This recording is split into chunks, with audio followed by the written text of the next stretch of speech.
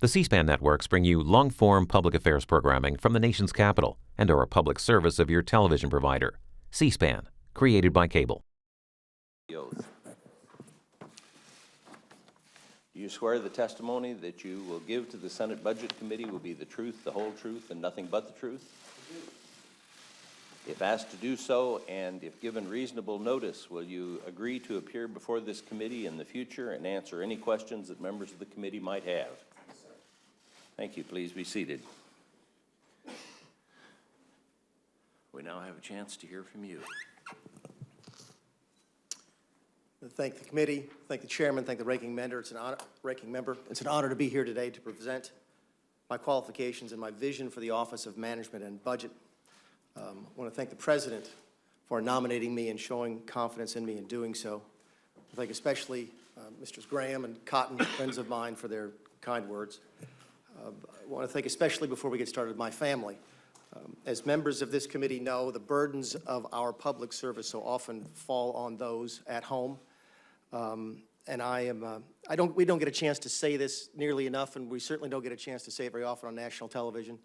I'm extraordinarily proud of the young people that my 17-year-old triplets have become. I don't know if it's because I've been away from home or despite the fact I've been away from home, but the fact that they are the young people they are is a tremendous testament to my wife, who is with me today. The children are back in school. I'm extraordinarily happy and proud to have her in my life, and I could not be here today but for the support of my family. Finally, I'm grateful to members of the committee for taking all the time over the course of the last couple of weeks to get together and talk about the issues as we talked about my vision for the OMB and what type of OMB director I might be if you see fit to commit me. I look forward to continuing those conversations and to getting your guidance and wisdom, because I think we all know that no one can do this job alone. Perhaps a member of Congress knows that better than most. Several former members of these bodies have served at OMB. Senator Portman, Jim Nussle, Leon Panetta, they all served with distinction, and they all set a very high bar and provided a good example of how OMB is supposed to function, to serve the President and to work with Congress and the American people. If confirmed, I will use them as models. You deserve the truth about budget matters, as do the American people and the President, and it's the OMB director's responsibility to tell you and the President the truth, even from time to time when that might be hard to hear. One truth is this: for the first time in America's history, the next generation could be less prosperous than the previous.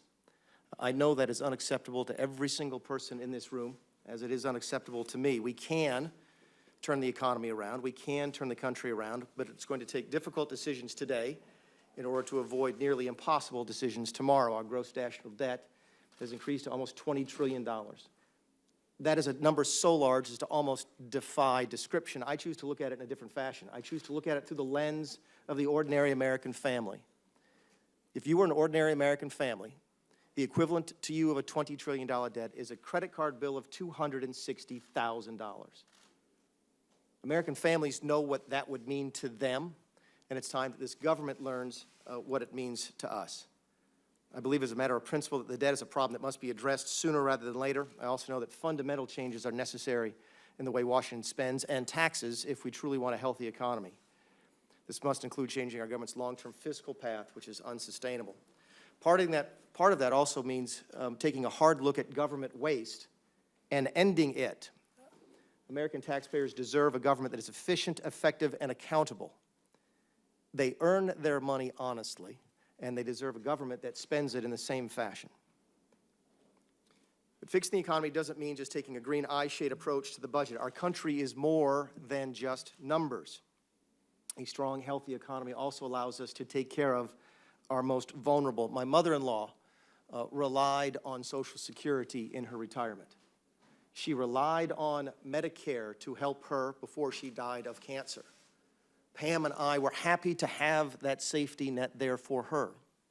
Pam and I would also like that safety net to be there for her grandchildren, our triplets.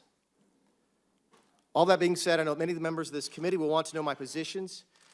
Should I be directed as OMB director? I'm, of course, not in a position and do not presume to know about decisions I might make, much less what decisions the President might make after consulting with his cabinet as advisors.